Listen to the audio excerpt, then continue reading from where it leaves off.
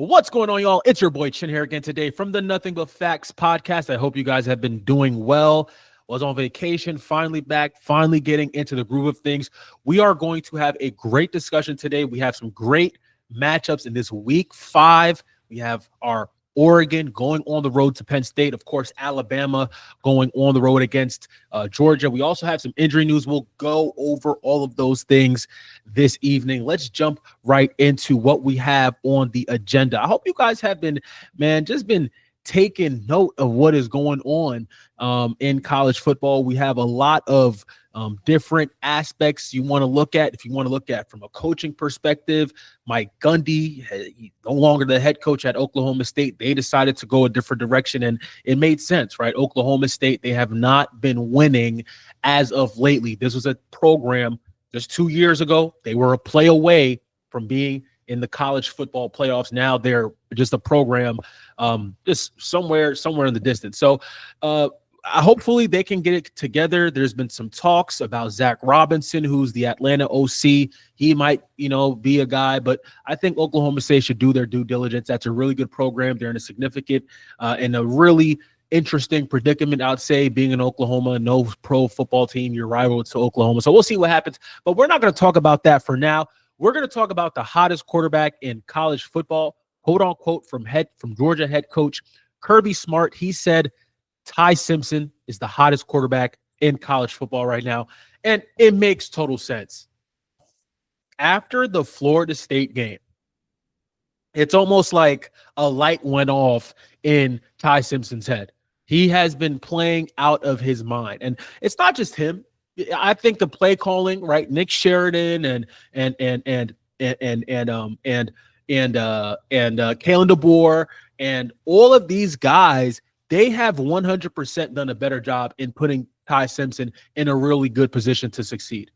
You look at Ryan Grubb, you see how Ryan Grubb is confident in the locker room. When they're panning on him in the press box, he's confident. He's confident in his play calling. He's confident in his quarterback, and I think that's a recipe for success when you have two of those guys clicking as how they are. Now, this is going to be Ty Simpson's first true road test in the SEC, and for what it's worth, Georgia playing at Sanford Stadium is not easy. It's not an easy thing to do. It's one of the loudest, most aggressive, most hostile environments in college football. So I think Ty Simpson, for what it's worth, he has an advantage. He did this 3 weeks ago. He walked into Doak Campbell Memorial Stadium in Tallahassee and played in a hostile environment and walked out of there, of course, with an L, but he played himself good enough for Alabama to win that football game. So when you see Kirby Smart make remarks like this, it's not he's not saying these things just to say them. No, he genuinely believes that.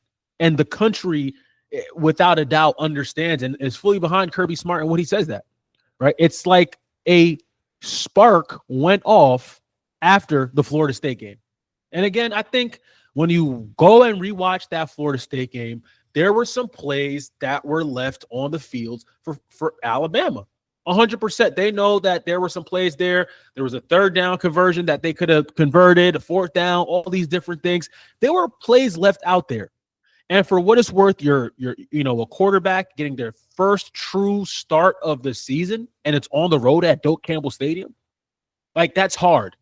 And I'm gonna give credit where it's due. I'm gonna give credit for what I believe it needs credit, and I will give credit to Ty Simpson.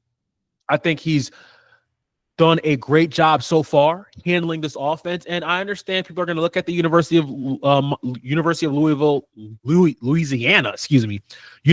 Louisiana Monroe, and people are going to look at that game and be like, hey, nobody. But I mean, the guy went 17 of 17 in the first half. Like, that is crazy. That is crazy. And then you see he follows it up with a great performance against Wisconsin, 24 of 29, 382, 4 touchdowns. I really like Ty Simpson. I really believe in what Ryan Grubb, Nick Sheridan, and Kalen DeBoer, what they're trying to be on offense, I really like where they're trending. And I'm pretty sure Kirby Smart knows about that. Now, we're not going to pick this game. We're going to pick this game on Thursday. But I'm really interested into seeing how does Alabama respond on the road. We know Sanford Stadium is a hostile environment. We know it's not easy going in there and getting a win. It's not. So how does Alabama prepare? Because the word on the street about Alabama, it's been their inconsistency on the road. It's been their inconsistencies playing on the road, right? Last year, they had two really bad losses on the road. One, I mean, if you look at the Tennessee game, there were some plays that, of course, on the field that were left, but the Oklahoma game was inexcusable. The Vanderbilt game was inexcusable. So here we have Kalen DeBoer again, his team again, ranked in the top 25, top 15, and they're going on the road in hostile territory. We have to remember, right? I think we have to remember they have not performed well on the road. They have not performed well on the road. But I think for Alabama, they want to be successful on Saturday. If they find any way, they want to find ways to be successful on Saturday, they need to play prepared. The explosive plays, the lack of attention to detail, all of those things that have plagued this team in the past cannot happen against Georgia. Okay, they are really good. Like, they're really good. So we'll see what happens. I think we still have a long way to go before Saturday, but I really like where Ty Simpson is trending. I like this Alabama offense. I like where they're trending. Tim Keenan is coming back. Jam Miller is coming back. So they have some pieces flowing, but at the end of the day, you need to be prepared on the road. That's the only knock that we've had on Kalen DeBoer is he does not get his guys on the road mentally prepared. They have a phenomenal opportunity. Both teams coming off of a bye week. Alabama shows what you're about. Kalen DeBoer shows what you're about. I refuse to believe the head coach at Washington that coached Michael Penix Jr., that coached Romo Dunze, that coached all of these guys. I refuse to believe that he has Alabama unprepared. I refuse. So we'll see what happens Saturday, 6:30 p.m. Central Time, ABC. It'll be a lot of fun. All right. Let's backtrack. Let's move back a little bit in time. We're going to rewind to December 6, 2024. All right. Where were you? Where were you on that day, December 6, 2024? I remember where I was. I was home watching the conference championship weekend. And I remember these two teams played. I remember these two teams played in Indianapolis for a chance at the Big Ten championship. And I also remember last year was Oregon's first year in the Big Ten.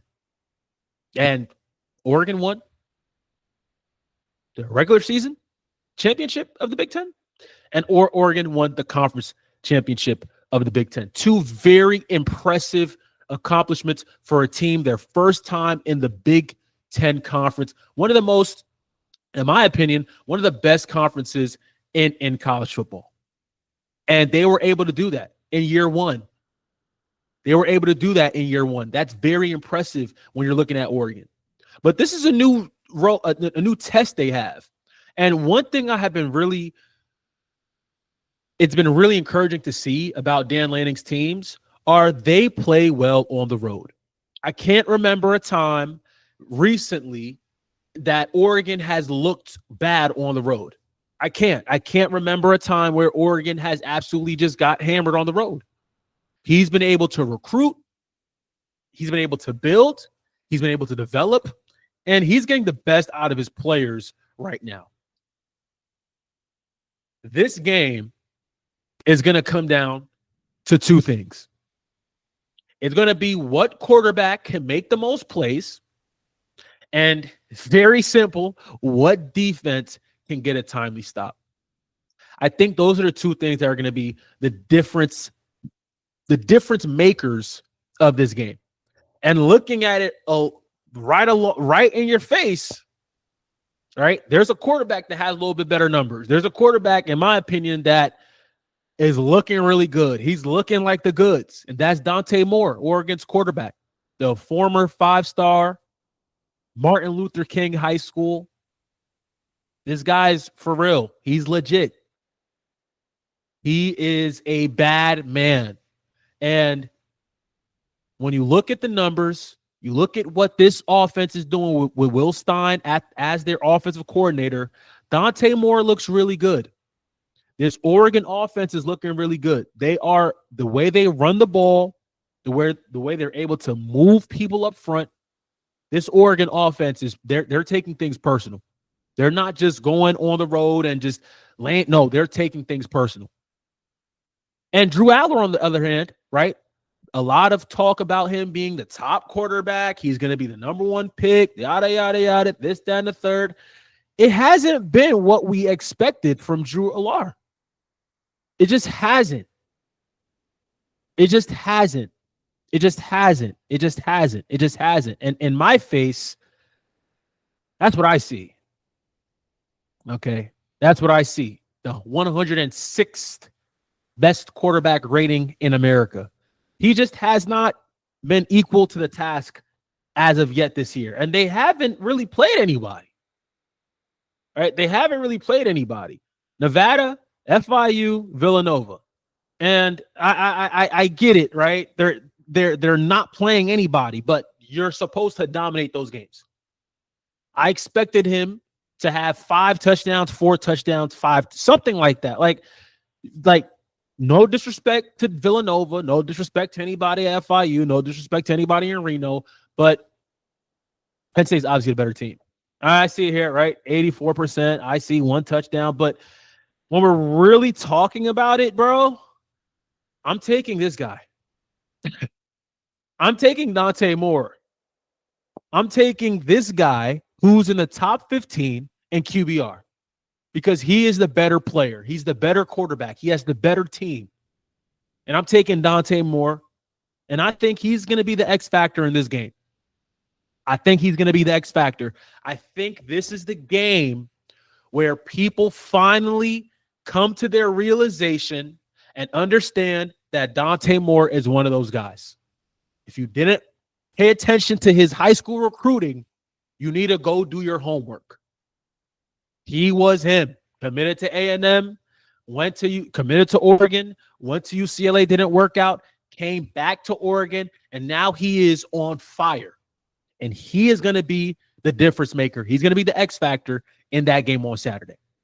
So I know everyone is going to look at me crazy and say, yeah, Drew Aller, he had a game where he went 84%, this, that, and the third. But you want to see more from a guy who they're telling me that's going to be the best quarterback in the draft. I want to see more. I want to see more from Drew Aller, and it doesn't get easier. This Oregon defense is legit. Mateo Uiagalelei is a game wrecker, game changer. So, you know, for Oregon, they started conference play last week, 2 weeks ago, right? They played Northwestern. They've already had conference play. And I get it, it's Northwestern, but this is Penn State's first conference game against Oregon. So we'll see what happens. I think this is going to be an unbelievable atmosphere. I think Oregon should find a way to get it done. But we'll talk more about this game on Thursday. Still a long way to go. Another great game we have coming up in the SEC, man. The SEC is the gift that keeps on giving. We have the undefeated LSU Tigers going on the road against the undefeated Ole Miss Rebels. These are 2 teams with college football playoff aspirations. I think the biggest story of this has to be Ole Miss backup quarterback Trinidad Chambliss coming in for Austin Simmons, and he's just done everything he's just done everything. He's done everything they've asked him to do. He's winning football games, right? He won 2 weeks ago against Arkansas. He won last week against Tulane. That's what you're asked to do as a backup quarterback, and he's doing that. Now, I know everyone is going to look at this and say, man, Garrett Nussmeier, he should be having himself a day. He should be the numbers for Garrett Nussmeier, the 2 picks. I mean, Lord, but let's remember this guy is playing hurt, and I'm not giving any excuse. I don't want to give any excuse. Garrett Nussmeier is playing hurt. I know he is. Garrett Nussmeier is playing hurt. This guy is as tough as it goes, and I think this is an unbelievable opportunity for Ole Miss, right? Everyone's been talking about Ole Miss and how they feel that they're right there and a couple plays away. They're not real players in the SEC. This is a great opportunity for you in your second conference game, LSU's first, to find a way to get it done. Find a way to get it done. Right? They beat you guys last year, and some people felt like it was not they weren't supposed to win that game. Right? Get your lick back. Trinidad Chambliss is playing out of his mind. He hasn't turned the ball over, not yet. He hasn't turned the ball over yet. Right? Let him guide you. Let him lead you. Let him be the guy to get you where he needs to go. And it's unbelievable to see what he's been able to do. I think given the circumstances, right? Austin Simmons, this guy came in, remember, and he probably didn't think he was going to play. And down goes Austin Simmons, and he comes in. He's been unbelievable. 7th in the country in QBR. Right? That's what you get when you play quarterback with Lane Kiffin. He's going to make sure you're one of the most efficient quarterbacks in college football. And that's what Trinidad Chambliss has been since Austin Simmons got hurt. Now, I think there's a couple X factors in this game. And I think the one X factor I'm going to talk about is Aaron Anderson for LSU. He hasn't scored a touchdown yet this season. I think this guy is going to be the difference maker of this game. If he has more than 60 yards in this game, I think LSU will win. If he has more than 60 receiving yards in this game, LSU will win. I think LSU should find a way to get Aaron Anderson the football. He is their most dynamic offensive player on their team, without a doubt. He's the most dynamic. Without a doubt. I know you have Trey Green. I know you have Caden Durham. I get it. But when it comes to the wide receivers, I know you got Nick Anderson. But in terms of his dynamicism, his ability to just go nuclear, you're looking at him right here, Aaron Anderson. He's like that. He's him. So I think they need to find a way to get him the ball. Screen, crosser, whatever. But this guy should be touching the ball early and often. Should be Aaron Anderson's, incorporation to this game plan. Ole Miss has shown the ability to give up explosive plays now, right? You look back at that Arkansas game, they gave up explosive plays. And I know LSU hasn't really shown that they can be explosive, right? They struggled a little bit